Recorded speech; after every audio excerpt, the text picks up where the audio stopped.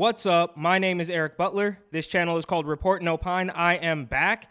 And from the New York Post, New York City hospitals spending more than $90 million to house migrants in midtown hotels. So they use the word migrants as if these people didn't hop over the border illegally.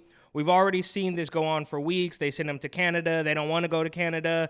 They send them to Brooklyn. They don't want to go to Brooklyn. They just want to stay in the luxury midtown Manhattan hotels, and apparently they're going to be able to do that. So I don't know why anybody else would ever pay to stay in one of those hotels, why anybody would ever even apply for a driver's license, because you get everything that you want for free if you just say, I'm an immigrant, I'm a migrant, I'm seeking asylum, all of which is obviously nonsense. They say, the Big Apple's public hospital system plans to spend more than $90 million to house migrants in 4 Midtown Manhattan hotels through the spring in response to President Biden's border crisis. So $90 million through the spring. That's just a couple months, right? $90 million in free stuff. They didn't want the food that they gave them. And what do you think is going to happen when you just give these people stuff for free? Are they going to take good care of it and promise to repay you? No, they're just going to keep asking for more. And that's what happens with every single thing that apparently these people are now leftists. I don't know. Because as soon as you give them an inch, they take a mile, right? That's what happens every single time. If you give them one little inkling of a nicety and you tolerate their shenanigans, they take complete advantage. New York City Health Plus Hospital's CEO Mitchell Katz has approved $40 million in payments to the 4-star Row near Times Square, $28 million to the 4-star Stewart Hotel across from Madison Square Garden, according to documents first reported by the city. So the city is back. They're doing pretty good work. That's the publication that broke the story about them selling the Rona equipment for pennies on the dollar. Okay? Last month, the Post revealed workers at the Row Hotel were throwing out nearly a ton of food daily. So every single thing is a scam. They buy $225 million worth of Rona equipment. 3 years later, they sell it unsold for less than $1 million, for $500,000.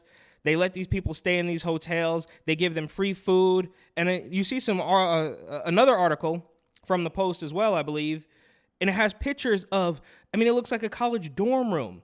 There's beers and chips and video games everywhere, and they just want more for free. Meanwhile, it costs a regular New Yorker $4,000 to live in a shoebox 1-bedroom, and they have to show proof of employment, check stubs, tax returns, full rectal exam, but these people just get to stay for free. How is this happening? Whistleblowing hotel employee Felipe Rodriguez also alleged that the once trendy hotel formerly known as the Milford Plaza, which advertised itself as the lullaby of Broadway, had turned into a free-for-all of sex, drugs, and violence. Yeah, so that's where you see the photos of Coronas everywhere. Let's see if we can get these advertisements are so invasive. It's ridiculous. Look at this. Look at this. This is what it looks. Crisp rice, milk. There's another one of. Oh, here they are fighting. This is disgusting. I guess that's the employee there. There was another article. This isn't it, but there's another article that shows pictures of a whole bunch of Corona boxes and Doritos and all sorts of stuff. Another $20 million is going to the Watson Hotel on West 57th and Hell's Kitchen, where a group of migrants recently staged a protest.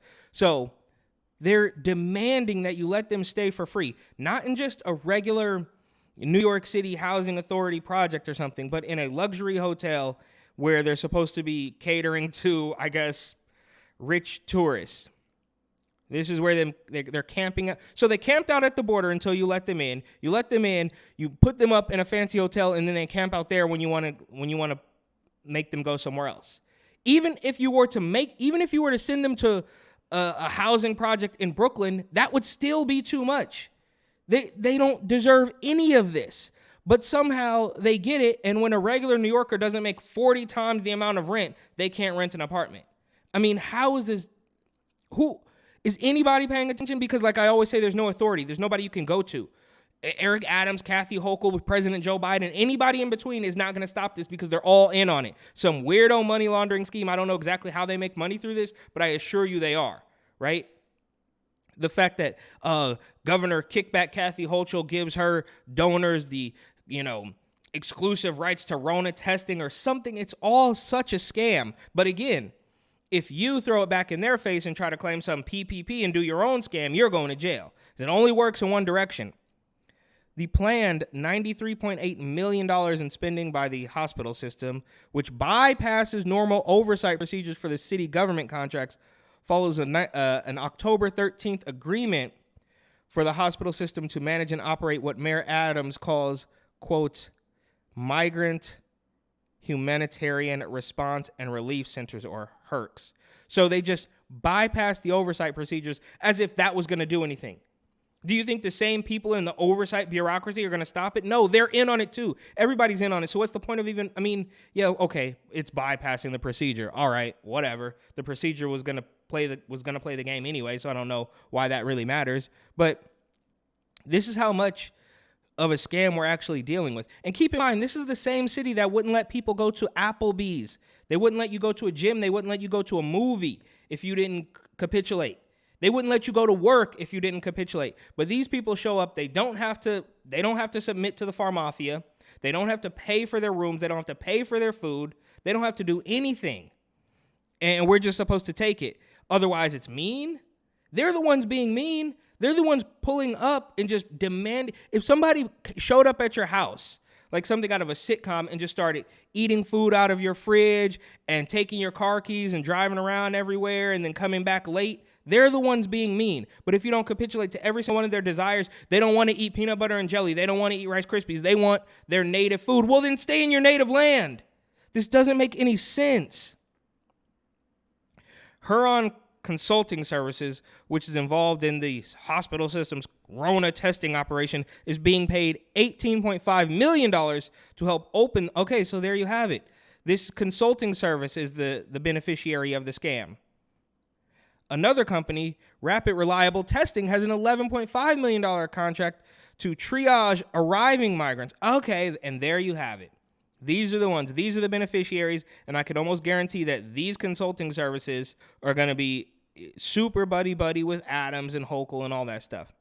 Adams has refused to detail his spending on the migrant crisis, which the City Office of Management and Budget recently estimated will total $4.2 billion through mid-2024.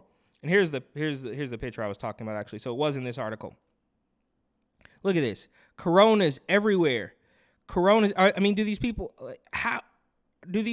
are they going to work? Are they given paperwork? They're just going to live on the New York City government teat for the rest of their lives? What am I missing here? How is this happening? Since the beginning of this humanitarian crisis, New York has mounted a multi-agency response to ensure we're meeting the moral obligations and providing compassionate, comprehensive care to those arriving in our city. So yeah, we're just going to be compassionate. We're going to let them destroy our city. We're going to let them destroy hotels. We're going to let them throw away food. We're going to let them displace New Yorkers. We're not going to fix the rat problem. We're not going to fix NYCHA buildings. We're not going to do any of that. We're going to put these people up in, hotels that are supposed to cost thousands of dollars a night. But that's the world we live in now. So my advice to anybody is, I guess, just shred your paperwork, tell them you're illegal, speak broken English, and they're just going to give you everything you want.